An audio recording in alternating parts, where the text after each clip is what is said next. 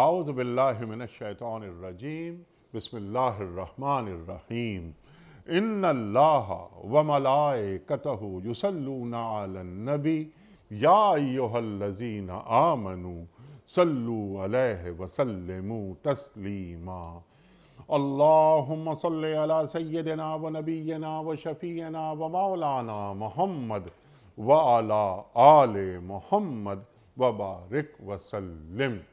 محترم خواتین و حضرات، السلام علیکم۔ پیام صبح کے ساتھ ایک بار پھر حاضر میں ہوں آپ کا میزبان انیق احمد۔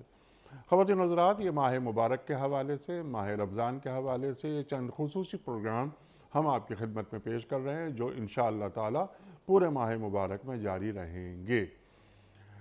روزانہ ایک نیا موضوع ہوتا ہے اور ایک نئے مہمان ہمارے ساتھ ہوتے ہیں۔ آج ہم جس موضوع پہ بات کریں گے وہ موضوع ہے دلوں کا اطمینان۔ اب یہ دلوں کا اطمینان، الا بذکر اللہ تطمئن القلوب، اللہ تعالیٰ قرآن کریم میں فرماتا ہے کہ وہ اہل ایمان کو دلوں کا اطمینان اللہ کی یاد سے حاصل ہوتا ہے۔ آج پورے معاشرے پہ ہم نگاہ ڈالتے ہیں تو ایک نفسہ نفسی کا عالم نظر آتا ہے، ایک ہڑا ہڑی مچی ہوئی رہتی ہے اور کہا جاتا ہے کہ جناب بس یہ کہ دل کا اطمینان ہمیں نصیب نہیں ہو رہا۔ ویسے تمام آسائشیں، نعمتیں، مال و دولت بھی بہت ہے ہمارے پاس، لیکن یہ دل کا اطمینان کہتے کسے ہیں؟ اب یہ الا بذکر اللہ تطمئن القلوب، تو یہ ذکر اللہ کے ذکر سے کیا مراد ہے؟ اللہ کے ذکر سے اطمینان نصیب ہو رہا ہے۔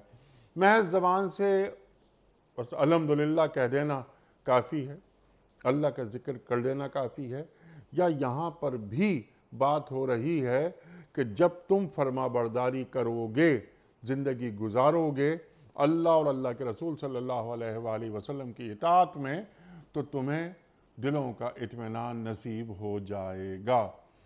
خواتین و حضرات، بہت ساری باتیں اس ذیل میں اٹھیں گی۔ اللہ کے ذکر سے کیا مراد ہے؟ قرآن کریم میں ذکر کا لفظ کن کن معنوں میں آیا ہے وہ بھی ہم جانیں گے اپنے معزز مہمان سے، اور جوڑیں گے اس آیت کو یا ان آیات کو لمحہ موجود سے، آج سے، کہ آج یہ آیات ہم سے کیا تقاضا کر رہی ہیں یا ہم سے کون کون سی غلطیاں ہو رہی ہیں۔ تشریف فرما ہے اسٹوڈیوز میں محترم مفتی ارشاد احمد اعجاز صاحب۔ خواتین و حضرات، مفتی ارشاد احمد اعجاز صاحب ہمارے ملک کا جانا مانا نام، فارغ التحصیل دارالعلوم کراچی، پیام صبح کا لازمی جز تشریف لاتے ہیں اور ہم ہمیشہ مفتی صاحب سے سیکھتے ہیں۔ مفتی صاحب کو خوش آمدید کہتے ہوئے پروگرام کا آغاز اللہ تعالیٰ کے بابرکت نام سے۔ سورہ رعد اور آیات ہیں 28 اور 29، 28 اور 29۔ اعوذ باللہ من الشیطان الرجیم، بسم اللہ الرحمن الرحیم۔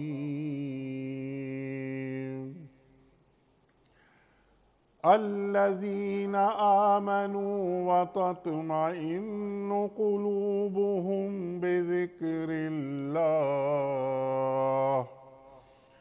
الا بذکر اللہ تطمئن القلوب۔ الذین آمنوا وعملوا الصالحات طوبى لهم وحسن مآب۔ صدق اللہ العظیم۔ وہ لوگ جنہوں نے نبی صلی اللہ علیہ وآلہ وسلم کی دعوت کو مان لیا ہے، ان کے دلوں کو اللہ کی یاد سے اطمینان نصیب ہوتا ہے۔ خبردار رہو، اللہ کی یاد ہی وہ چیز ہے جس سے دلوں کو اطمینان نصیب ہوا کرتا ہے۔ پھر جن لوگوں نے دعوت حق کو مانا اور نیک عمل کیے وہ خوش نصیب ہیں اور ان کے لیے اچھا انجام ہے۔ صدق اللہ العظیم۔ محترم مفتی ارشاد صاحب سے گفتگو کا آغاز کرتے ہیں۔ مفتی صاحب ارشاد فرمائیے، یہ الا بذکر اللہ تطمئن القلوب، یہ دلوں کا اطمینان، یہ کہتے کسے ہیں؟ مال و دولت، آسائش، آرام، مگر سکون کوئی اور چیز ہے۔ یہ آرام اور سکون میں کیا فرق ہے، اور اللہ بذکر اللہ، یہ ذکر اللہ سے کیا مراد ہے؟ بسم اللہ الرحمن الرحیم، نحمدہ ونصلی علی رسولہ الکریم، اما بعد۔ انیق صاحب، بات یہ ہے کہ اللہ تعالیٰ نے انسان کو مادی جسم بھی دیا ہے اور روح بھی عطا فرمائی ہے۔ ہم سب جانتے ہیں کہ انسان کا جو مادی جسم ہے جی، اس کے اللہ نے کچھ تقاضے رکھے ہیں۔ تکلیف کا اور راحت کا احساس اس مادی جسم کو ہوتا ہے، اور اس کے ذریعے انسانی روح کو، انسانی دماغ کو، قلب کو تسکین پہنچتی ہے۔ لیکن اس کے ساتھ ساتھ اس بات کو ہر شخص مانتا ہے، جیسا کہ آپ نے ابھی تعارف میں بھی اس بات کا ذکر کیا، تمام ماہرین نفسیات اس کو مانتے ہیں، دنیا کا ہر شخص اس کو مانتا ہے کہ اللہ تعالیٰ نے انسان کو جو مادی جسم دیا ہے اور جو چیزیں اس کی مادی راحت کا سبب بنتی ہیں، وہ چیزیں انسان کو 100% اطمینان پہنچا دیں، ایسا نہیں ہوتا۔ اگر ایسا ہوتا تو دنیا میں سب سے زیادہ سکون اور راحت میں وہ لوگ ہوتے جن کے پاس آسائش زیادہ ہوں، اور سب سے زیادہ تکلیف میں وہ ہوتے جن کے پاس یہ آسائشیں نہ ہوں، مگر ہم دنیا میں ایسا نہیں دیکھتے۔ تو آخر سوال یہ کہ اس آیت میں اللہ سبحانہ و تعالیٰ کیا فرما رہے ہیں اور کس بات کی طرف اشارہ ہے؟ تو پہلے تو اس بات کو ہمیں ذہن میں رکھنا چاہیے کہ اللہ نے چونکہ انسان کو مادی طور پر کچھ تقاضوں کے تحت پیدا کیا ہے، تو جب وہ تقاضے انسان کے پورے ہوتے ہیں تو انسان کو راحت ملتی ہے۔ انسان کے جسم میں تکلیف نہ ہو تو اس کو آرام ملتا ہے، بیماری نہ ہو تو اس کو آرام ملتا ہے، راحت والی جگہ پہ انسان لیٹتا ہو تو آرام ملتا ہے، آرام دہ جگہ پہ بیٹھے تو تکلیف نہیں ہوتی، تکلیف دہ جگہ پہ بیٹھے تو اس کے انسان کے اندر ایک طبیعت میں بے چینی پیدا ہوتی۔ تو انسان ہمیشہ سے یہ کوشش کرتا ہے کہ اپنے جسم کو جن چیزوں سے راحت ہوتی ہے ان کو حاصل کرے۔ گرمی کے موسم میں ٹھنڈک پیدا کرنے کے لیے انسان کوشش کرتا ہے، ٹھنڈک کے موسم میں گرمی پیدا کرنے کی کوشش کرتا ہے۔ یہ سارے کے سارے انسان کے مادی جسم کے تقاضوں کے تحت انسان اس کو راحت پہنچاتا ہے۔ لیکن یہ جو انسان کو راحت پہنچتی ہے، یہ اس کے قلب تک، جس کو قرآن کریم قلب سے تعبیر کرتا ہے، ہم یہ بھی ایک بڑا موضوع ہے جو ہمارے پروگرام میں آ بھی چکا ہے کہ آخر مراد قلب سے کیا ہوتی ہے، دماغ سے کیا ہے۔ لیکن اللہ تعالیٰ جس کی قلب سے تعبیر کر رہا ہے تو اللہ تعالیٰ فرماتے ہیں کہ اس بات سے آگاہ رہو کہ اس کا اطمینان ایک خاص طریقے سے حاصل ہوتا ہے، اب وہ ہے یاد الہی۔ اگر تمہارے ذہن میں یہ بات ہے کہ اگر تم مادی آسائش حاصل کر لو تو تمہیں راحت مل جائے، یا تم کسی خاص قسم کی اپنی خواہش کو، اپنے اس خاص قسم کی رغبت کو بلا کسی حدود کے پورا کرنے کی کوشش کرتے ہو تو تمہیں راحت مل جائے، جیسے آپ نے دیکھا ہوگا کہ بعض لوگ کسی چیز کے پالنے کے شوقین ہوتے ہیں تو دیوانوں کی حد تک ان کے پاس وہ چیزیں ہوتی ہیں، کسی کی کسی چیز میں دلچسپی ہوتی ہے، کسی کی کسی چیز میں، کسی کی جائز چیز میں، کسی کی ناجائز چیز میں۔ لیکن انسان، جسے ہم کہتے ہیں کہ انسان کی خواہش ختم نہیں ہوتی ہے، جس کے لیے اور تعبیر کی جاتی ہے کہ انسان کی حوث ختم نہیں ہوتی، لیکن انسان کے وسائل ختم ہو جاتے ہیں۔ تو اللہ سبحانہ و تعالیٰ اس آیت میں اس بات کی طرف اشارہ فرماتے ہیں کہ جب انسان یہ تمام آسائش، تمام وسائل جمع کر کے جو چیز حاصل کرنے کی کوشش کرتا ہے، وہ قلب کا ایک اطمینان اور راحت کی کیفیت ہے جس میں انسان کو کسی قسم کا بوجھ نہ ہو۔ اب اس میں ایک بات یہ بھی یاد رکھنی چاہیے کہ اطمینان سے ایک مراد وہ ہے اطمینان ہے جو کہ اطمینان کامل ہے، وہ اللہ تعالیٰ نے صرف جنت میں رکھا ہے، وہ نفس مطمئنہ، نفس مطمئنہ والا، جس کے لیے فرمایا لا خوف علیہم ولا ہم یحزنون۔ یہ کائنات اللہ نے ایسی پیدا کی ہے کہ لقد خلقنا الانسان فی کبد، انسان کے ساتھ مختلف چیزیں لگی ہوئی ہیں، کہیں پر اس کو کوئی غم لگا ہوا ہے، کہیں پر اس کو کوئی تکلیف ہے، کہیں پر اس پر کوئی دباؤ ہے، کہیں پر اس پہ جسمانی بیماریاں ہیں، لیکن اس کے باوجود اللہ تعالیٰ ایک نعمت انسان کو عطا فرماتا ہے کہ انسان کا جو قلب ہے اس کے اندر سرور ہوتا ہے، اس کے اندر راحت ہوتی ہے، اس کے اندر بے چینی نہیں ہوتی، اور اس کو ان تکالیف کے باوجود زندگی میں ایک لطف محسوس ہوتا ہے۔ سبحان اللہ۔ یہ جو کیفیت پیدا ہوتی ہے، اللہ تعالیٰ فرماتے ہیں کہ یہ مادی چیزوں سے نہیں حاصل ہوتی۔ اور انیق صاحب، آپ دیکھیں کہ ہمارے یہاں جتنے بھی لوگ ہیں وہ کہتے ہیں کہ اگر آپ کو خوشی حاصل کرنی ہے تو مادی چیزیں جمع نہ کریں۔ میں ایک دنیاوی بات کر رہا ہوں، وہ کہتے ہیں آپ مادی چیزیں جمع نہ کریں، آپ دوسروں کی مدد کر دیں، کوئی خیر کا کام کر دیں۔ اللہ سبحانہ و تعالیٰ اس طرف اشارہ کر رہے ہیں کہ خیر کے کاموں میں سب سے بڑا خیر کا کام ہے اپنے خالق کے ساتھ ایسا تعلق جوڑنا کہ جس کے اندر آپ کے دل میں اس کی ہر وقت یاد رہے۔ سبحان اللہ اللہ سبحانہ و تعالیٰ کی یاد ہر وقت رہنے کے لیے اللہ کے نبی صلی اللہ علیہ وسلم نے ارشاد فرمایا کہ لا یزال لسانک رطبا بذکر اللہ، اللہ تمہاری زبان اللہ کے ذکر سے تر رہے۔ ذکر سے تر رہنے سے مراد یہ کہ ایک تو ہوتا ہے زبان سے ذکر کرنا، اور ایک ہے کہ آپ کا قلب اللہ کی طرف متوجہ ہو۔ اللہ کی طرف متوجہ ہونے کے قلب کے 3 درجے ہیں۔ ایک تو ہر عام مسلمان کو حاصل ہے کہ انسان کہیں جا رہا ہے آ رہا ہے، اس کے دل میں ہوتا ہے میرا اللہ مجھے دیکھ رہا ہے، میرا اللہ خالق ہے، میری جان کی حفاظت کرنے والا وہ ہے، سب کچھ۔ ایک ہی درجہ ہے، یہ عام درجہ ہے۔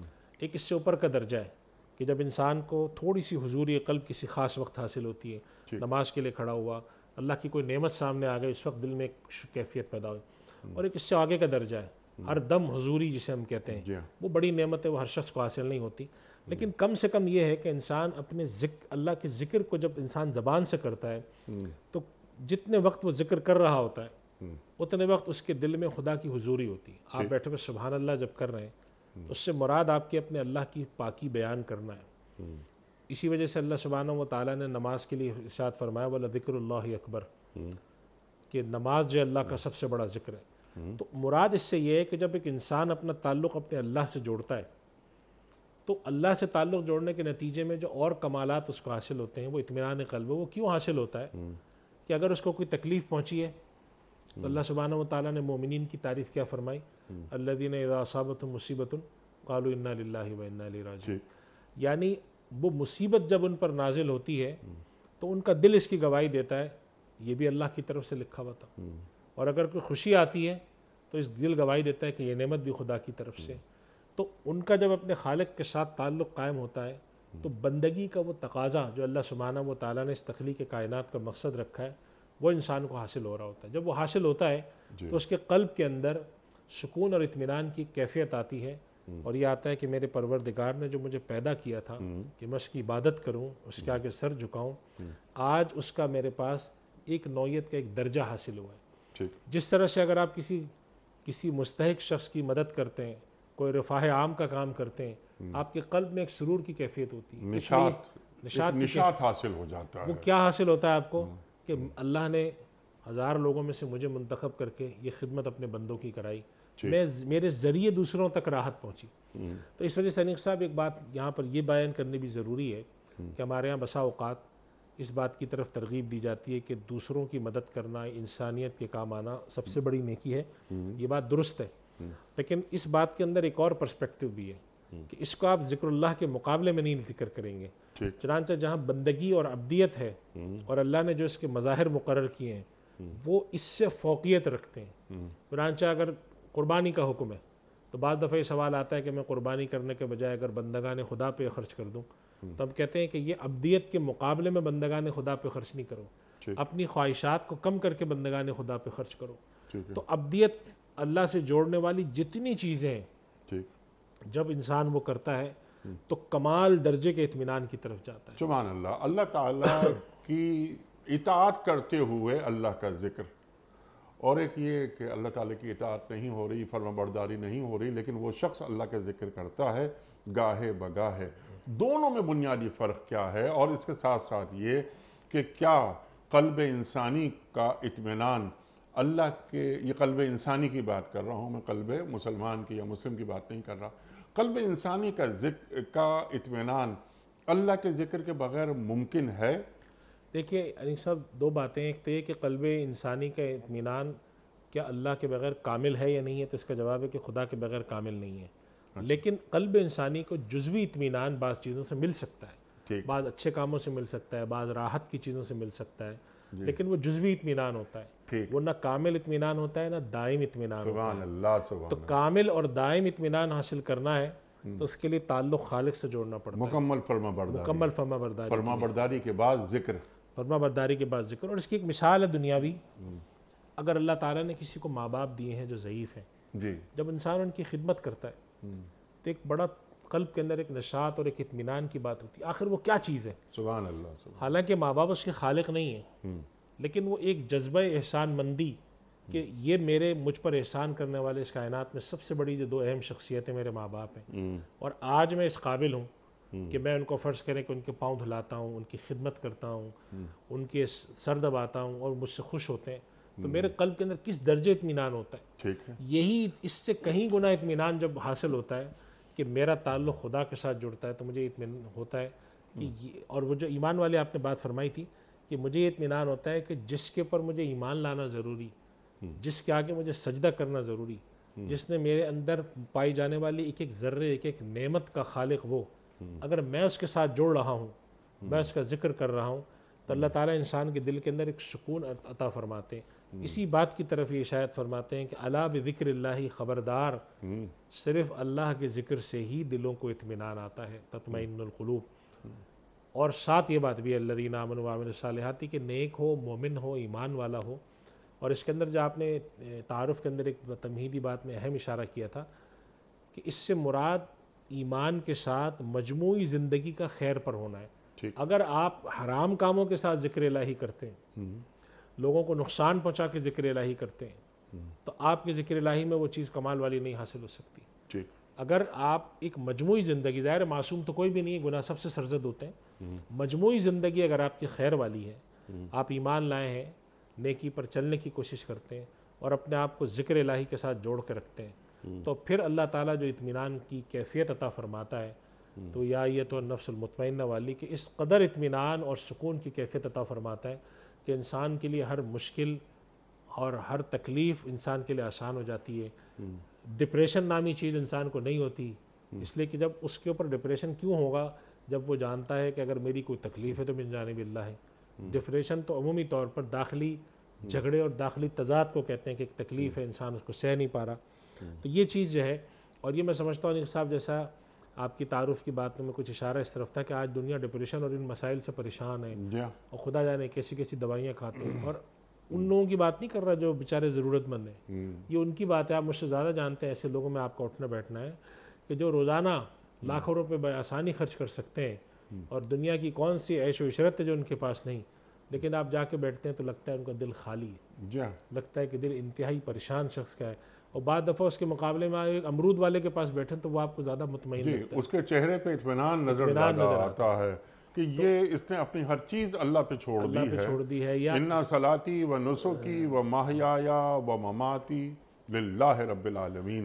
اس کو ذرا جوڑیں، اس بات کو قرآن کریم کی اس آیت کے اس ٹکڑے کو آج کے موضوع سے جوڑتے ہیں. جی دیکھیں، یہ جو بات ہے نا اِنَّ صَلَاتِي وَنُسُكِي، یہ در حقیقت سپردگی کا اظہار ہے کہ اللہ کے نبی صلی اللہ علیہ وسلم کو اللہ نے حکم دیا کہ آپ اعلان فرما دیجئے اِنَّ صَلَاتِي، میری نماز، وَنُسُكِي جو میرے دین کے اور عبادات اور کام ہیں، وَمَحْيَايَ آخر میں تتمہ کر دیا، میری زندگی، وَمَمَاتِي میری موت، میرا جینا، میرا مرنا، میری عبادت، میرا ہر نیکی کا عمل للہ رب العالمین، اس پروردگار کے لیے. سبحان اللہ. بندگی کا جتنا، یعنی صاحب اس آیت میں اور محیا مماتی والی آیت میں پیغام ہے کہ انسان کو اطمینان اور کمال جو حاصل ہوتا ہے وہ بندگی میں حاصل ہوتا ہے. اسی لیے نبی کریم صلی اللہ علیہ وسلم کی جو سب سے کامل اور بڑی صفت ہے کہ آپ اللہ کے عبد کامل ہیں، عبدیت آپ پر منتہی ہو گئی ہے، آ کر ختم ہو گئی ہے.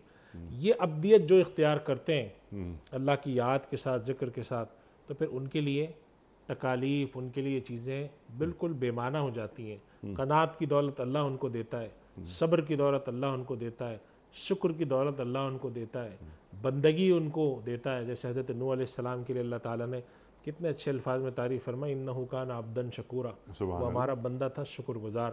تو بندہ شکر گزار بن جاتا ہے چونکہ قلب مطمئن ہوتا ہے اس کا، وہ صابر بن جاتا ہے چونکہ تکالیف کو من جانب اللہ سمجھتا ہے، اور وہ شکر کرنے والا، صبر کرنے والا، قناعت کرنے والا بنتا ہے. تھوڑی چیز ملتی ہے کہتا ہے پروردگار تیری نعمت ہے، تو اس کے اندر پھر ناشکری نہیں آتی، اس کے اندر صبر اس کے اندر پیدا ہوتا ہے، قناعت اس کے اندر پیدا ہوتی ہے، ہر لمحے اللہ کی یاد اس کی ذہن میں رہتی ہے، تھوڑی چیز کھا کر کم چیزوں پر شکر گزار ہوتا ہے. تو اللہ تعالیٰ نے انسان کی طبیعت کے بارے میں، جیسے اللہ کے نبی صلی اللہ علیہ وسلم کی حدیث ہے کہ اگر ایک انسان کے پاس 2 وادیوں کے برابر بھر کے مال موجود ہو تو طبیعت انسانی یہ ہے کہ وہ تیسری کی کوشش کرے گا.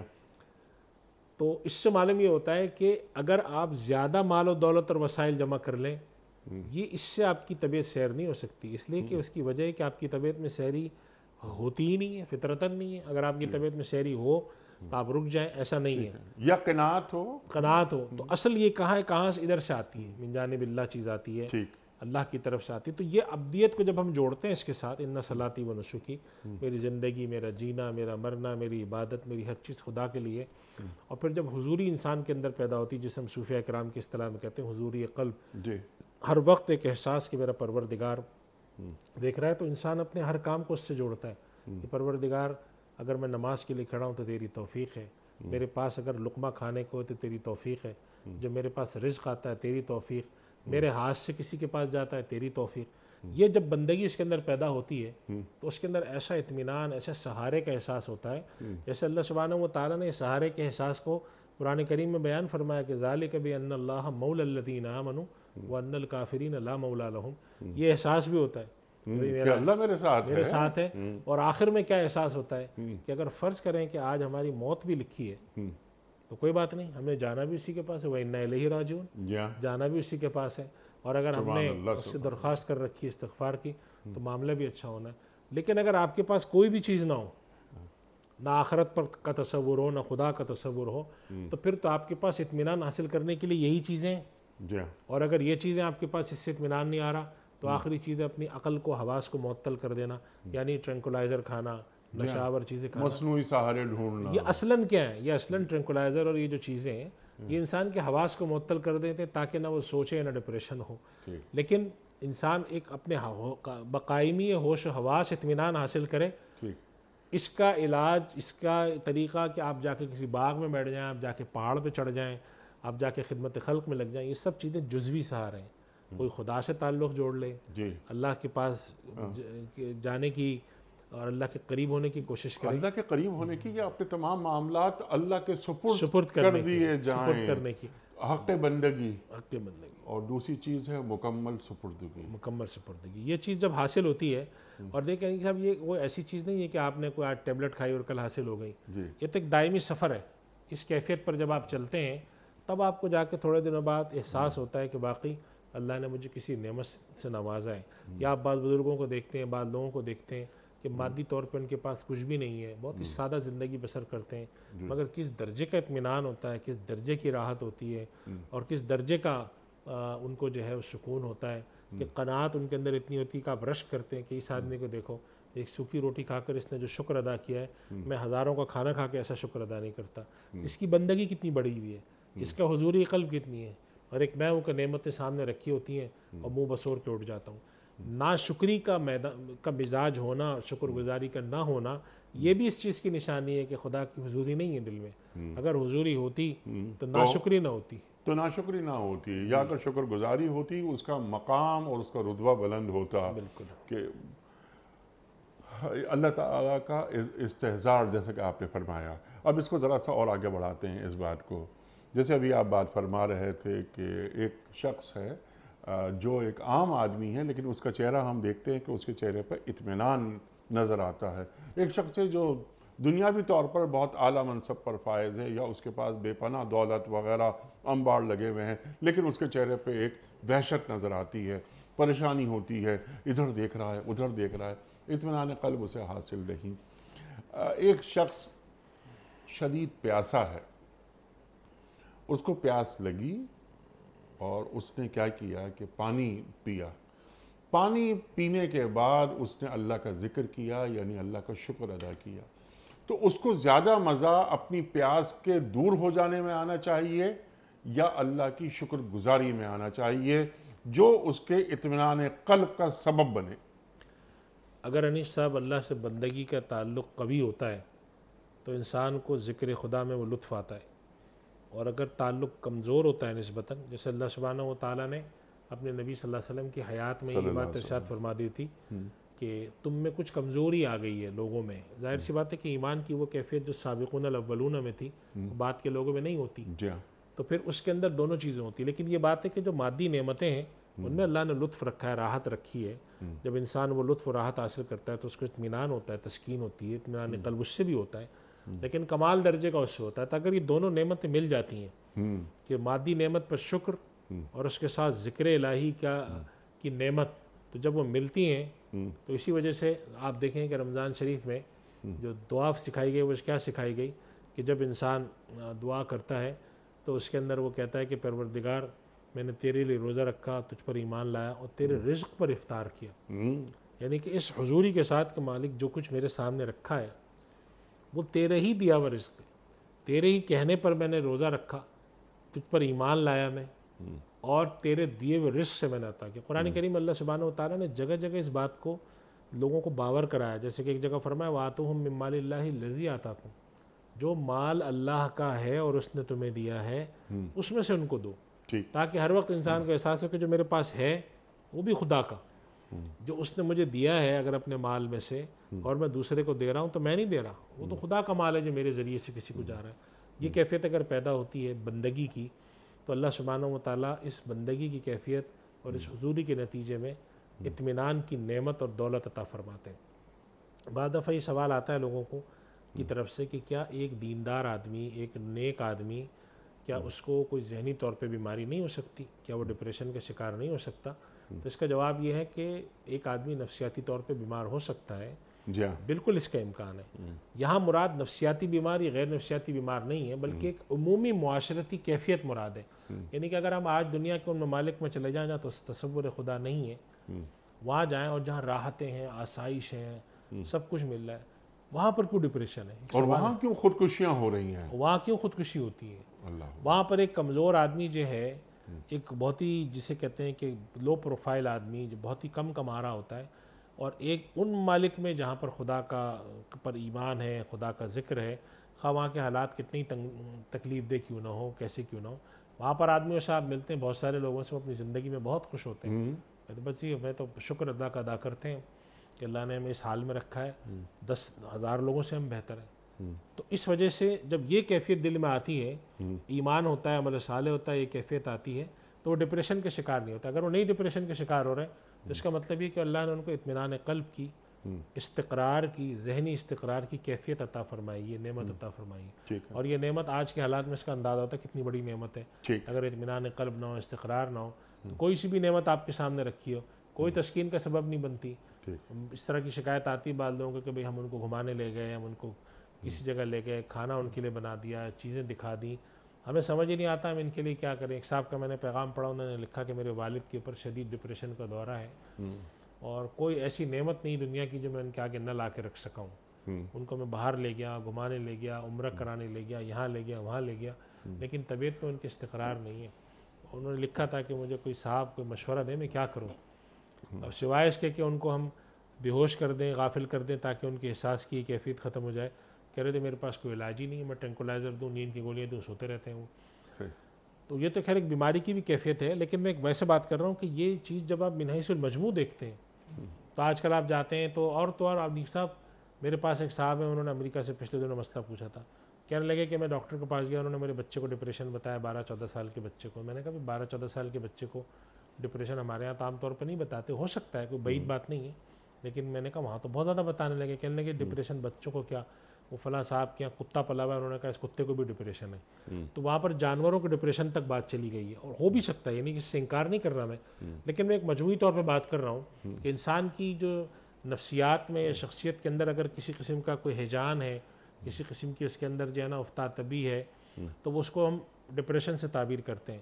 وہ کچھ کیفیات ایسی ہوتی ہیں جس کا تعلق عدم اطمینان سے ہوتا ہے. انسان کے پاس جو چیز اس پہ اطمینان نہیں ہے کہ نہیں یہ بھی نہیں ہے، یہ بھی نہیں، وہ بھی نہیں، تو اس کو اس طرف موڑا جا رہا ہے. اللہ سبحانہ و تعالیٰ فرما رہے ہیں کہ دیکھو اطمینان اس سے نہیں حاصل ہوگا کہ تم اپنے پاس نعمتوں کا ڈھیر کر لو، اطمینان اس سے نہیں حاصل ہوگا کہ تم اپنے لیے آسائشیں جمع کر لو، اپنی خواہشات، اپنی دل میں آنے والی ہر امنگ اس کو تم لمحے میں پورا کر دو.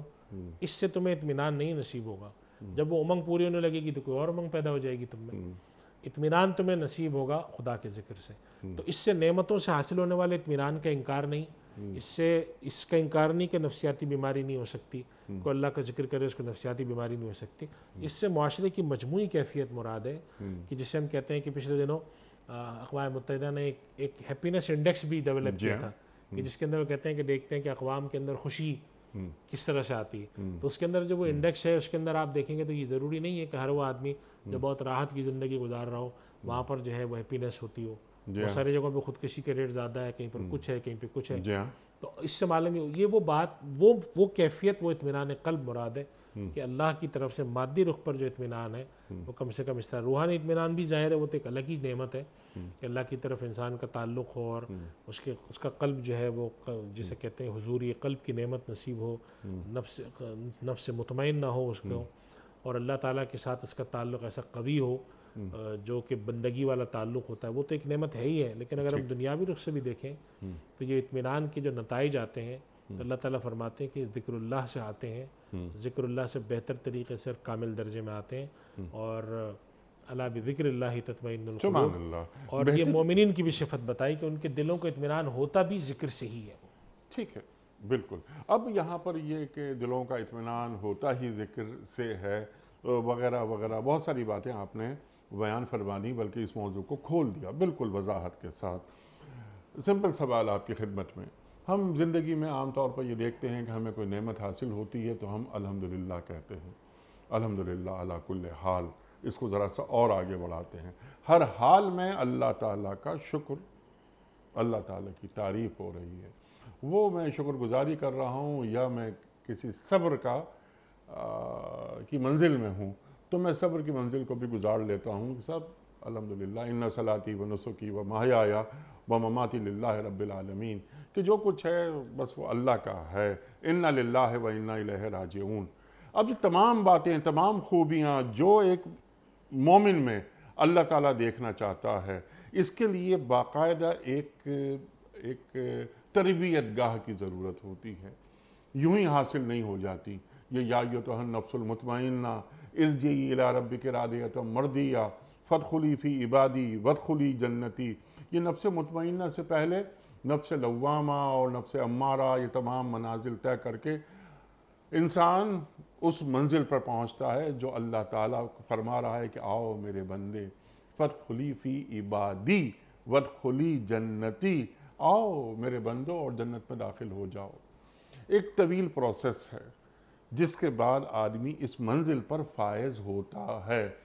وہ جو تربیت گاہیں کیا آپ کو نظر آ رہی ہیں معاشرے میں؟ پہلا سوال میرا، اور اسی سے جڑتا ہوا سوال یہ کہ وہ تربیت گاہ میں وہ طریقہ کیا ہے؟ تلاوت آیات، تزکیہ، کتاب و حکمت کی تعلیم، یہ ہمارا دین ہمیں بتا رہا ہے، لیکن ایک جو چیز ہوتی ہے نا کہ جسے ہم کہتے ہیں پیوریفیکیشن آف سول، جس کا تعلق اطمینان قلب سے ہے، تو یہ روح کی پاکیزگی، روح کی تطہیر، یہ کیسے حاصل ہوتی ہے؟ اس کا پروسیس کیا ہوگا؟ لیکن صاحب، یہ ہمارے یہاں اگر ہم تھوڑا سا تاریخی جائزہ لیں، ہمارے یہاں یہ جو دین کے بنیادی ادارے ہیں دینی، جی، جسے ہم مثال کے طور پہ خانقاہ کہتے ہیں، جی، یا دینی تعلیم کے ادارے، یا مراکز دعوت، یا آج کے دور میں آپ دیکھ لیں کہ جو بڑے وہ حضرات جن کے آواز اور درس ہوتا ہے، تو اگر ہم اس کو اس ترتیب سے دیکھیں کہ انسان کے لیے تربیت کی جو سب سے پہلی جگہ ہے وہ تو اس کے گھر ہے، اس کا گھر ہے، جہاں پر وہ ماں باپ اس کو تربیت دیتے ہیں، شکر سکھاتے ہیں، قناعت سکھاتے ہیں، اور اس کے بعد وہ تعلیم حاصل کرنے میدان میں آتا ہے، وہاں پر اس کی تربیت اخلاق ہوتی ہے، لیکن اس کے باوجود بھی اس کو ضرورت پڑتی ہے، تو اس کی تربیت اخلاق کے لیے پھر صحبت ہے، چاہے وہ صحبت بزرگوں کی اٹھائے، علماء کی اٹھائے، مصلحین کی اٹھائے، جو اس کو خیر کی باتیں سکھاتے ہیں اس کی اٹھائے، ان کی صحبت اٹھائے، یعنی کہ اپنے گھر سے، اپنے بچپن سے تعلیمی اداروں سے گزرنے کے باوجود، جیسے اس کے لیے آج کل ہم لفظ مینٹورشپ استعمال کرتے ہیں، یہ مینٹورشپ کیا چیز ہے؟ یہی چیز ہے کہ آپ کو ہر وقت کسی چیز میں، کسی فیلڈ میں رہنمائی کی ضرورت ہے، آپ رہنمائی سے کبھی بھی مستغنی نہیں ہو سکتے، مشورے سے کبھی بھی مستغنی نہیں ہو سکتے، ہدایت سے مستغنی نہیں ہو سکتے کہ کسی سے آپ گائیڈنس لیں۔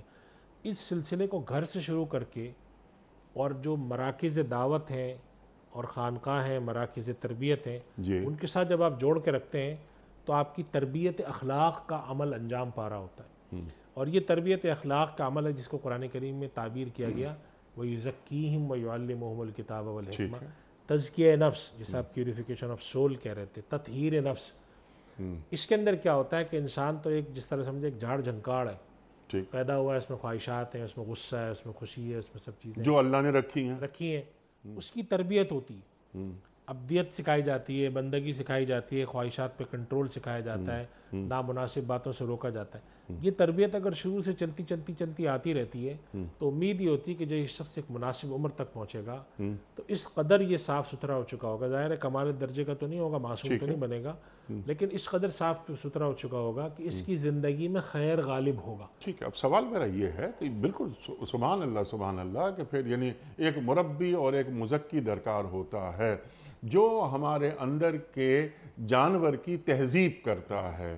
میرا سوال یہ ہے کہ وہ جو تربیت گاہوں میں جس پروسیس سے جس انداز سے کام ہونا چاہیے کیا وہ ہو رہا ہے؟ نمبر 1.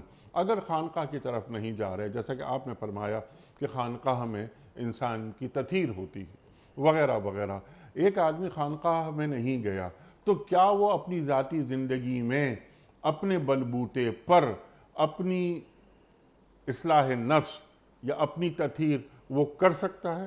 دیکھیے نہیں صاحب, یہ خانقاہ جو ہے نا یہ تو ایک طریقہ ہے نا. جی آپ خانقاہ نہ جائیں, آپ کسی مربی کے پاس جائیں, ٹھیک, کسی معلم کے پاس جائیں, کوئی رابطہ رکھیں, انسان اپنے آپ کو اپنی آپ کی خود تطہیر کر لے. یہ عملاً ایک مشکل کام ہے, ناممکن تو نہیں ہے, ٹھیک ہے, لیکن یہ شاید ہزاروں لاکھوں میں چند ہی لوگ کر پاتے ہوں. ٹھیک, اس لیے دنیا میں طریقہ کار اللہ نے یہ رکھا کہ آپ اپنے لیے ایک مربی, ایک معلم چنیں.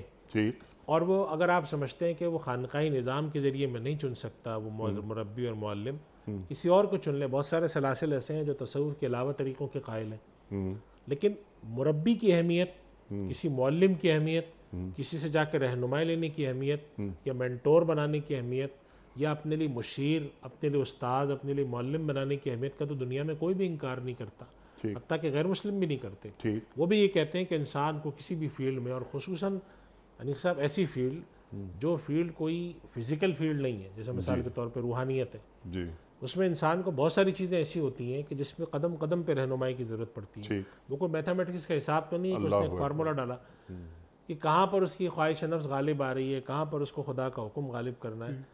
اور جب وہ ایک مربی کے ساتھ رابطہ رکھتا ہے, ان سے پوچھتا ہے, تو وہ مربی اس کو نصیحت کرتے ہیں, راستہ دکھاتے ہیں. وَذَكِّرْ فَإِنَّ الذِّكْرَىٰ تَنفَعُ الْمُؤْمِنِينَ, وہ بات بھی آ جاتی ہے. مشورہ کرنے سے, رہنمائی لینے سے خیر کا کوئی نیا پہلو نکل کر آتا ہے. تو مراد یہاں پر یہی ہے کہ تہذیب اخلاق کے لیے ہمارے یہاں تہذیب اخلاق کا باب اب بالکل پیچھے چلا گیا ہے. لوگ مشائخ کے پاس جاتے ہیں, لوگ سمجھتے ہیں کہ پیر اور خانقاہوں کا مقصد جھاڑ پھونک رہ گیا ہے, مقصد یہ ہے کہ وہ کوئی پھونک دیں یا کوئی اس طرح کی بات کر دیں یا خاص راتوں میں ہم ان کے پاس چلے جائیں. اصل جو تصور خانقاہوں کا تھا یا مربی اور جو اس طرح کی تربیت کرنے والے حضرات ہوتے تھے ان کا تھا, وہ یہ تھا کہ ان سے لوگ جڑے رہیں اور دین کے حوالے سے مختلف موضوعات پر مشورے کریں, وہ ان کو رہنمائی کریں کہ تم ایسا کر لو, ایسا کر لو. انہوں نے خود رہنمائی کی تربیت کسی سے لی ہوتی تھی. وہ کوئی معصوم نہیں ہوتے, خطا ان سے بھی سرزد ہو سکتی ہے, وہ انسان کامل نہیں ہوتے, لیکن انسان بہتر انسان ہوتے ہیں. وہ اس شخص کے مقابلے میں بہتر ہوتے ہیں, اللہ کا قرب ان کو زیادہ ہوتا ہے.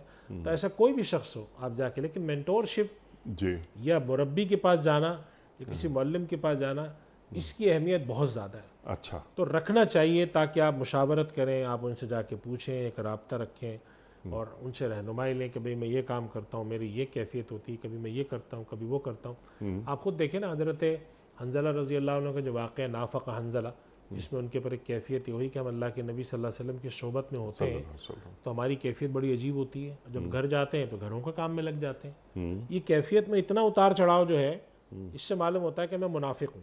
حضرت حنظلہ رضی اللہ تعالیٰ عنہ غسیل الملائکہ, بڑے اعلیٰ درجے کے صحابی. اب یہ جو بات ہے اللہ تعالیٰ نے ان کے دل میں کیفیت پیدا کی, حدیث میں محفوظ ہو گئی, امت کی تربیت کے لیے ایک سامان ہوا. اللہ کے نبی صلی اللہ علیہ وسلم کی خدمت میں جاتی ہے بات کہ آپ کی صحبت میں بیٹھ کر, آپ کی صحبت سے جا کر گھر کے درمیان جو طبائع میں فرق پیدا ہو رہا ہے, کیا یہ نفاق ہے؟ تو آپ صلی اللہ علیہ وسلم نے وہاں تربیت فرمائی کہ نہیں, نفاق نہیں ہے. یہ اللہ تعالیٰ جب تم یہاں آتے ہو تو روحانیت کی بہت اونچے معراج پہ پہنچ جاتے ہو, اور جب تم وہاں جاتے ہو ظاہر مادی زندگی کے تقاضے ہیں, گھر ہے, آٹا دال چاول, بچوں کے کام, یہ کام وہ کام, تو پھر تم تھوڑا سا نیچے آ جاتے ہو. مگر یہ جو روحانی کیفیت کے عروج کا اور نیچے آنے کا جو سفر ہے, اس سے خدا نخواستہ تمہارے اندر نفاق نہیں ہے, بلکہ اللہ تعالیٰ نے طبی طور پہ ایسا رکھا ہے کہ کبھی طبیعت میں نشاط ہوتا ہے, کبھی طبیعت میں بہت اونچائی ہوتی ہے, کبھی طبیعتوں میں نہیں ہوتا. تو اس طرح کی تربیت, اس طرح کی رہنمائی ہمیشہ انسان کو کہیں نہ کہیں تھوڑی بہت ضرورت پڑتی ہے. تو ایک معلم کو رکھنے میں, مربی کو رکھنے میں, ایک منٹور کو رکھنے میں ہم نے اپنی دیکھا کہ وہ اساتذہ سے لوگ مشورہ کرتے تھے، کسی کو استاد بنایا ہوا تھا اپنا، خود کتنی عمر ہو جاتی تھی، کوئی مسئلہ ہے استاد سے ایک مشورہ کرتے ہیں، فلاں سے بزرگ سے پوچھتے ہیں کہ آپ ہمیں رہنمائی کریں، ہم کیا کریں، ٹھیک. یا میں صحیح سوچ رہا ہوں، یا میری یہ بات میں کوئی کمزوری ہے، یا مجھ میں کوئی خامی ہے. تو اس وجہ سے ہمارے یہاں یہ تصور ہمیشہ سے پوری تراث ہماری جو ہے اس میں چلا آتا ہے کہ کوئی نہ کوئی اپنے ساتھ معلم مربی کی شکل رکھیں. انفرادی طور پہ انسان خود حدیث پڑھ کر خود یہ چیزیں کر کے آگے تک چلا جائے، ممکن ہے، ایسا تو نہیں ہے کہ ممکن نہ، لیکن عملاً مشکل کام ہے. ٹھیک ہے. اگر ہر آدمی ایسا کرے گا تو کتنے لوگ کر لیں گے؟ دنیا کا کوئی کام انسان استاد کے بغیر نہیں سیکھ پاتا. دنیا کے کاموں میں اس کو ایک رہنمائی کی ہر وقت ضرورت رہتی ہے. تو اس کام میں کیوں نہ ہو؟ یہ بالکل اسی تصور اور پرسپیکٹو سے دیکھنا چاہیے کہ اگر ایک آدمی ہم سے کوئی چیز پڑھ لیتا ہے، اب اس کے استاد ہیں، ہم سے پڑھ لیتا ہے، تو اس کا مطلب تھوڑی کہ ہمیں آپ آئندہ کوئی ضرورت نہیں رہی، ہمیں بھی ضرورت رہتی ہے. بیائی نہیں، یہی بات ہے یہاں پر کہ تربیت نفس ہے. انسان کے ساتھ تو خواہشات لگی ہوئی ہیں، انسان کے ساتھ مختلف کیفیات لگی ہیں. تو تربیت نفس، تزکیہ نفس، دل کے اندر خیر کا پیدا کرنے کا معاملہ ہر وقت انسان کے ساتھ لگا ہوا ہے. تو معلم کی موجودگی میں، مربی کی موجودگی میں، منٹور کی موجودگی میں انسان کا یہ سفر زیادہ آسان، زیادہ بہتر ہوتا ہے بمقابلہ اس کے کہ اس کے سر پہ کوئی بھی نہ ہو. اس لیے کہ اس صورت میں یہ ہوتا ہے کہ وہ جو چیز خود صحیح سمجھ رہا ہوتا ہے اس کو صحیح سمجھ کے چل رہا ہوتا ہے. جب باہر سے کوئی اس کو بتائے گا کہ تم جو چیز صحیح سمجھ رہے ہو شاید اس میں یہ کمی ہے، شاید اس میں یہ کمی ہے، تو اس سے پھر نوعیت بدل جاتی ہے. سبحان اللہ، سبحان اللہ. زندگی کے ہر معاملے میں اللہ کو اپنے ساتھ رکھنا یا خود اللہ کے ساتھ ہو جانا، جسے آپ نے اللہ تعالیٰ کا استحضار فرمایا. پروگرام کا آخری حصہ ہے. ایک عام شخص وہ اپنے دل کو مطمئن رکھنا چاہتا ہے، تو اس کے لیے ٹو ڈوز یعنی کرنے کے کام کیا کرنا چاہیے؟ مثال کے طور پر ایک شخص کسی کام کو شروع کر رہا ہے، وہ یہ کہے کہ اللہ تعالیٰ، یہ دعا مانگے کہ اللہ میں یہ کام شروع کر رہا ہوں، تو میرے اس کام میں برکت ڈال. مثال کے طور پر کوئی چھوٹا سا کام، زندگی کا کوئی بھی کام، کوئی بھی عمل، اسی سے جڑا ہوا سوال. ہم کہتے ہیں الحمدللہ علی کل حال، یا الحمدللہ الحمدللہ الحمدللہ.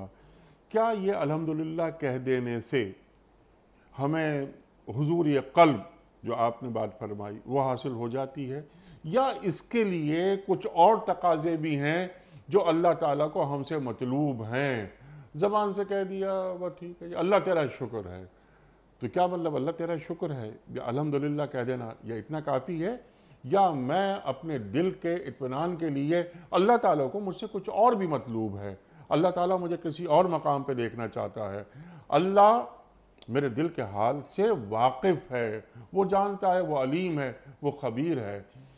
یہ بندہ جب الحمدللہ علی کل حال کہہ رہا ہے تو یہ کس نیت سے کہہ رہا ہے، کس دل سے کہہ رہا ہے، اور یہ بندہ میرا کتنا ہے؟ ارشاد.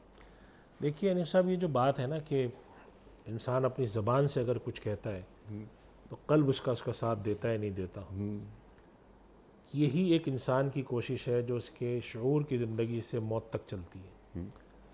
یعنی اللہ سبحانہ و تعالیٰ کے سامنے ایک آدمی نے زبان سے دعویٰ کیا، کوئی بات جو میں نے عرض کی تھی کہ اللہ سبحانہ و تعالیٰ امتحان لیتا ہے، آزمائش کرتا ہے. ٹھیک ہے. تو زبان سے اللہ تعالیٰ کا بڑا کرم احسان ہے کہ زبان سے کہنے پر بھی اجر رکھا، ٹھیک. لیکن مطالبہ اندر تک کا کیا. قالت الاعراب آمنا قل لم تؤمنوا ولکن قولوا اسلمنا. بدو نے آ کر کہا یا رسول اللہ ہم ایمان لائے. اللہ تعالیٰ نے فرمایا دیکھو یوں مت کہو، یوں کہو کہ ہم اسلام لے آئیں، ہم آپ کے آگے سر تسلیم خم کر رہے ہیں، ابھی دل میں تمہارے وہ بات نہیں پیدا ہوئی جو ہونی چاہیے. اللہ اکبر. تو دلوں میں بات پیدا کرنا یہ تو ہے اصل، ٹھیک.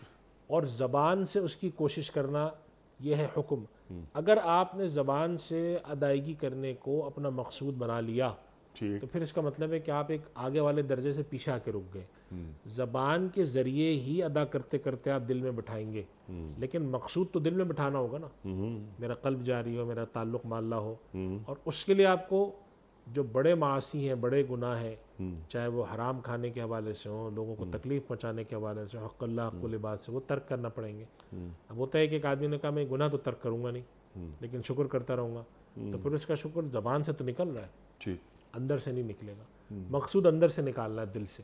ورنہ صرف زبان سے نکالنا جو ہے، یا صرف زبان سے خدا کہنا، یہ بھی ضائع نہیں جاتا، لیکن مقصود نہیں ہے، یہ کمال نہیں ہے. تو تعلیم اصل میں یہ ہے کہ اگر زبان سے کوئی لفظ نکل رہا ہے، سبحان اللہ نکل رہا ہے، الحمدللہ نکل رہا ہے، تو کیا قلب اس بات شامل ہے؟ اگر قلب شامل نہیں ہے جی اور صرف زبان ہے، اور اگر قلب سے شکر ہے تو اگر زبان سے نہیں بھی ہے تو چل جائے گا، لیکن زبان سے شکر ہے اور قلب سے نہیں ہے تو درجہ بہت گر جائے گا۔ اللہ لیکن یہ بھی نہ ہو کہ نہ زبان سے ہو نہ قلب سے ہو، اتنا غافل بھی نہ ہو، ٹھیک کم سے کم زبان سے ادا کرے، لیکن نیت یہ ہو کہ پروردگار کاش کہ میرے دل سے اندر بھی سے بھی بات نکلے، میرا دل بھی شاکر دل ہو، میرا دل بھی نا قانع دل ہو، سبحان اللہ میرا دل بھی صابر ہو، ذاکر ہو، تیرے آگے جھکنے والا ہو، تیرے آگے جھک کر مجھے سرور آتا ہو، تیرے آگے جھک کر، اور اس کے لیے میں گناہ کی زندگی ترک کروں۔ تو اصل مقصود یہی ہے، اور انیس صاحب یہ انسان کی شعور کی زندگی سے موت تک یہی کشمکش چلتی ہے کہ میرا ظاہر سے چیز اتر کے باطن میں چلی جائے، میرا باطن اور میرا ظاہر اچھے معنوں میں ایک ہو جائے، برے معنوں میں نہیں۔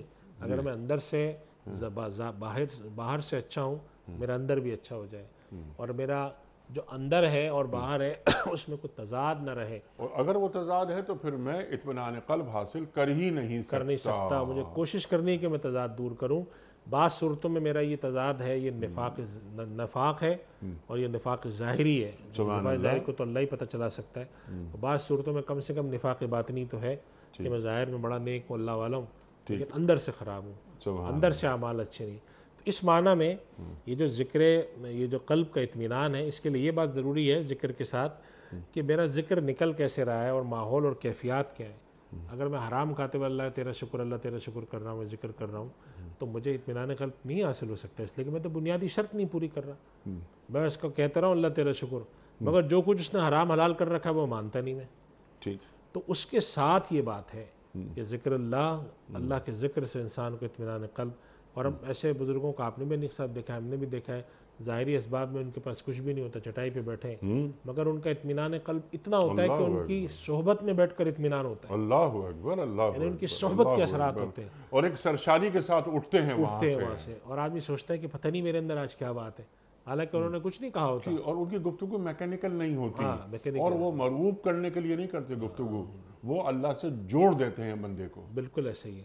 تو یہ اگر چیز پیدا ہوتی ہے، اور یہ سارا جو دعوت کا ہمارا نظام ہے، خانقاہ کا نظام ہے، خانقاہ کے علاوہ جو نظام ہے، وعظ کے نظام ہے، تبلیغ کے نظام ہے، ان سب کا خلاصہ یہی ہے کہ اگر جو لوگ مسلمان نہیں ہیں ان کو مسلمان کیا جائے، جو مسلمان ہیں ان کی زبان سے اتر کے ان کے دل میں ایمان کو ڈالا جائے، ٹھیک ہے، اور جو مسلمان ہیں انہیں مسلمان ہی رکھا جائے، ان کو باعمل بنایا جائے۔ یہ ایک پوری اس دعوت کا خلاصہ ہے۔ سبحان اللہ۔ آخری سوال، لاسٹ منٹ، اگر ہم اطمینان قلب کے لیے اللہ تعالیٰ سے باتیں کرنا شروع کر دیں تو کیا یہ طریقہ مفید ثابت ہوگا؟ انیس صاحب، جو دعا ہم کرتے ہیں، یہ دعا اللہ سے باتیں، جی، اور ہر طرح کی، نبی کریم صلی اللہ علیہ وسلم نے فرمایا ہے کہ تمہارے جوتے کا تسمہ بھی ٹوٹے خدا سے مانگو، یعنی خدا کے ساتھ تعلق جوڑنا، اپنی ضرورتیں بتانا، اپنی دعائیں کرنا، کہ نا پروردگار سب کچھ تیرا ہے، سب کچھ تیری طرف سے۔ اس سے کیا ہوتا ہے؟ اللہ سے ایک تعلق کا احساس ہوتا ہے۔ اس کے لیے ہم اردو میں ہمارے بعض صوفیاء کرام، خصوصاً تھوڑا سا جو ہمارے صوفی منش بزرگ ہیں، وہ کہا کرتے تھے کہ بھئی خدا سے باتیں کرنے کی عادت ڈالو۔ تو خدا سے باتیں کرنے سے مراد ان کی یہ تھی کہ جیسے ایک بڑے سے ایک چھوٹا جا کر اپنی ضرورتیں بتاتا ہے، چھوٹی چھوٹی چیزیں بتاتا ہے، اپنی حاجتیں پیش کرتا ہے۔ ٹھیک ہے، اور ان حاجتوں میں پھر جو مادی ضروریات ہیں سب چیزیں، ہاں، وہ بھی شامل ہوں، لیکن اللہ سے اللہ کو مانگ لیا جائے۔ مفتی صاحب، میں آپ کا بڑا ممنون، بڑا شکر گزار، آپ تشریف لائے، اور حسب روایت آج بھی ہم نے آپ سے بہت سیکھا۔ خواتین و حضرات، پروگرام کا وقت مکمل ہوا۔ یہ ماہ مبارک، ماہ رمضان، روزانہ آپ کی خدمت میں حاضر ہوتے رہیں گے ایک نئے موضوع اور ایک نئے مہمان کے ساتھ، پورے ماہ مبارک میں انشاءاللہ تعالی، اور قرآن کریم سے قریب آنے کی کوشش کرتے رہیں گے، اپنے معزز علماء سے سیکھتے رہیں گے، اور قرآن کریم کے معنی، مفاہیم اپنے اندر اتارتے رہیں گے۔ اپنے میزبان انیق احمد کو کل تک کے لیے اجازت دیجیے۔ خدا حافظ۔